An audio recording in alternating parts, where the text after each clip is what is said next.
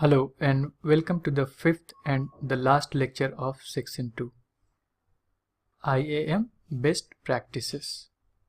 Here we will also learn about activate MFA for root account, which is one of the best practices.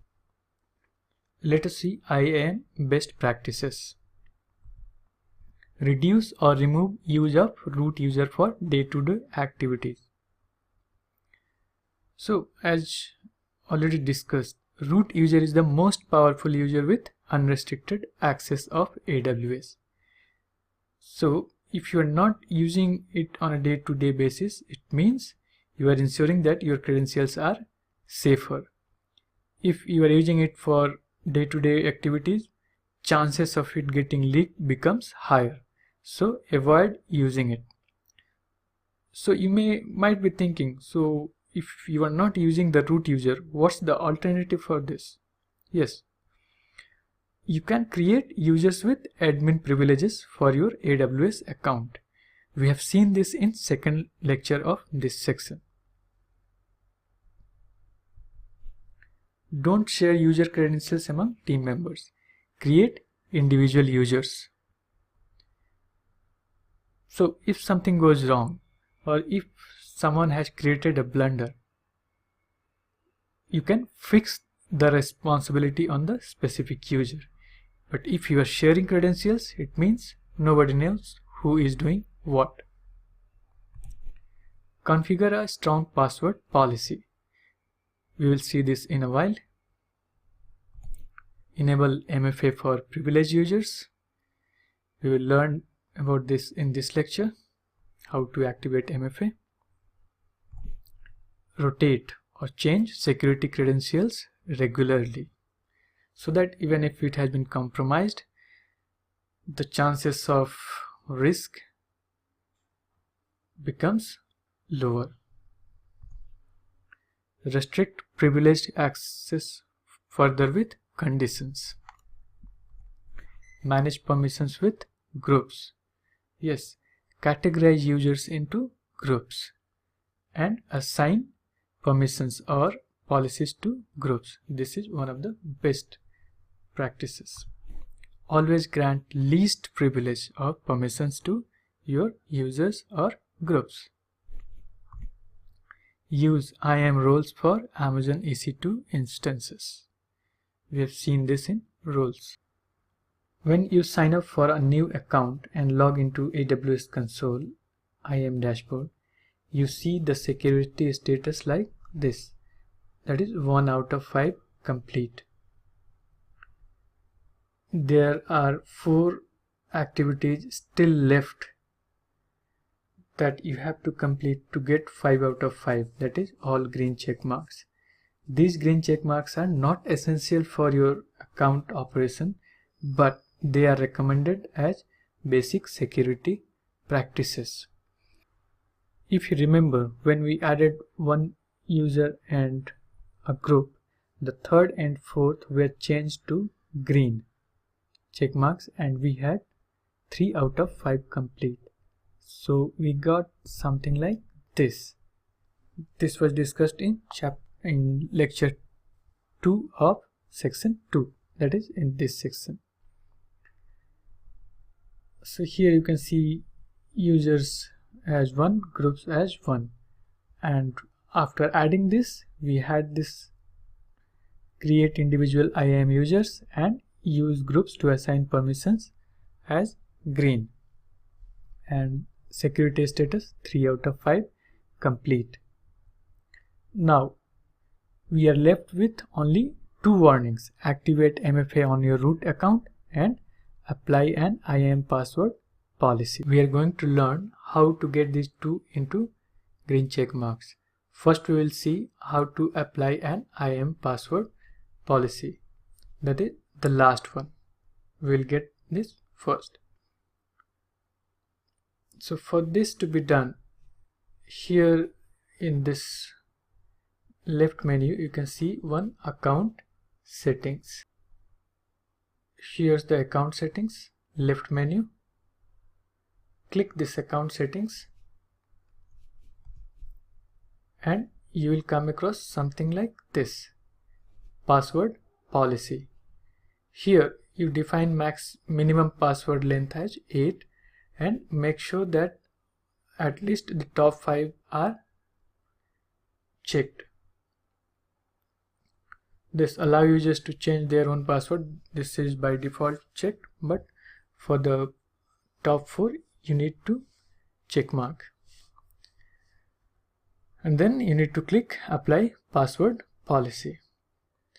So this is the very basic password policy which you should do even in your even if you are a beginner in AWS, to make sure that your account is safe.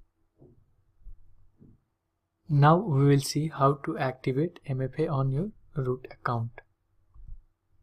MFA is multi-factor authentication, that is similar to OTP, that is one-time password. MFA adds an extra layer of security to your AWS account. Enabling MFA hardly takes a couple of minutes. It is simple and intuitive, so don't ignore this. Once enabled, every time you are signing into your AWS account, you will be asked to enter a 6-digit one-time MFA code that you can get from your mobile device app.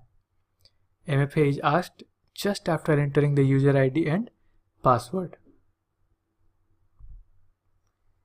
Here are the prerequisites for activating MFA. You have to install a virtual MFA app to your mobile device.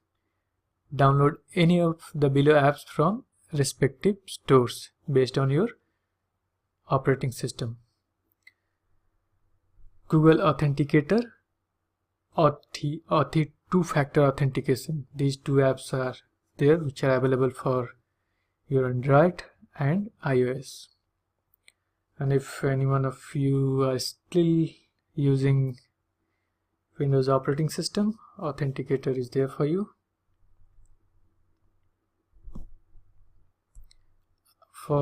I prefer Google Authenticator. It is this.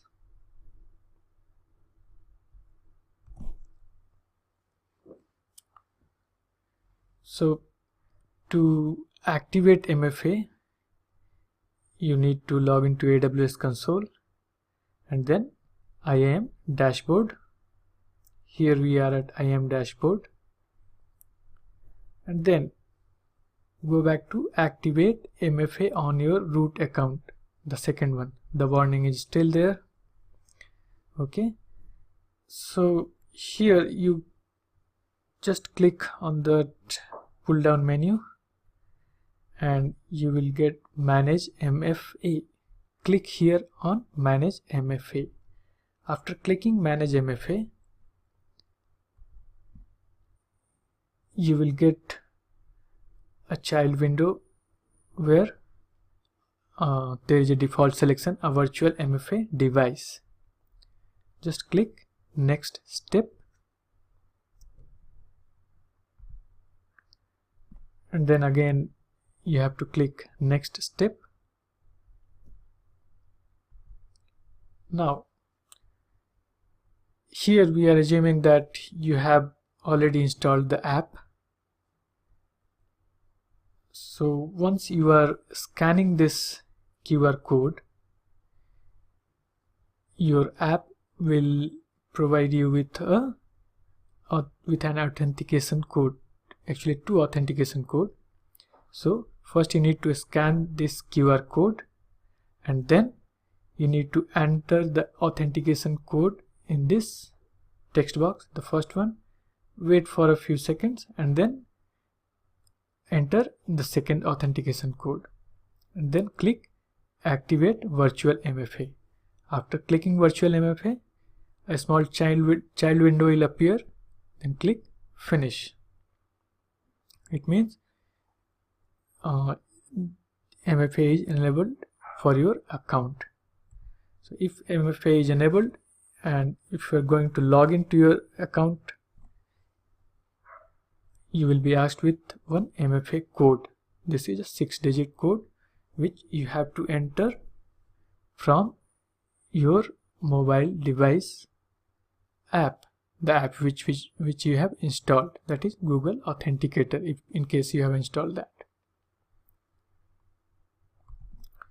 Now after these two actions, that is activate MFA on your root account and apply an IAM password policy, the final result is 5 out of 5 complete. That is, our account is now secured. And these are quite basic security practices, but you have to follow them.